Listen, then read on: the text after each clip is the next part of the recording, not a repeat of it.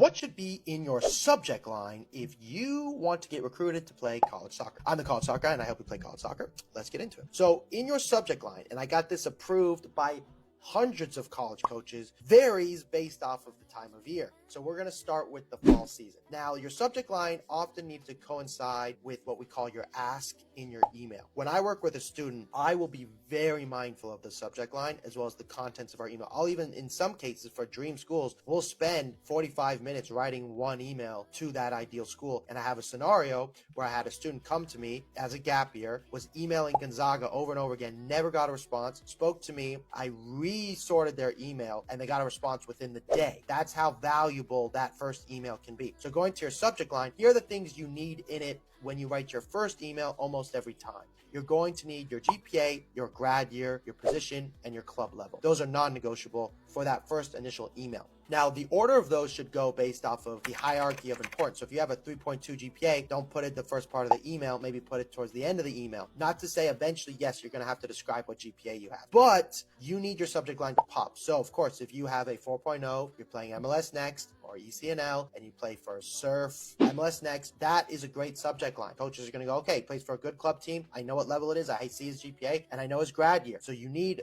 those aspects inside of that subject line. I mentioned it depends on the ask. So depending on what you want out of the email, you don't really just send emails saying, hey, I hope I hear back from you. Thanks for your time. That doesn't really work. You have to ask them something. You can say, when is your recruiting timeline done? May I come to one of your games? May I have permission to come to ID camp? Are you looking for X position for the class of X? So that will vary based off of the time of year and how much communication you've had with them. But for your very first subject line, make sure you've got those aspects. But then I would also add at the beginning, if you have a connection to the team, put that person's name in. So when they read the email, they go, I know that person. How do they know that person? Boom, I need to open it. Or maybe you can mention you're going to be at a game, put fall game attendance or camp ID camp attendance. Then they'll be like, oh, this person, we have a connection. I know this person. It's much more likely to get a response. And then the final piece would be when you're writing that subject line, I want you to keep in mind, if you don't have any genuine connection and you haven't watched their game and you've got nothing special to add in that subject line, then make sure you put your name at the very end of it. Do not put it at the beginning. Your name provides no value of soccerness. Everyone has a name. Now, they still need your name in the subject line so they can research you later, but don't put it at the beginning. Put it at the end, because remember, when you open up an email, you can only see a certain part of the subject line. It won't show the whole thing.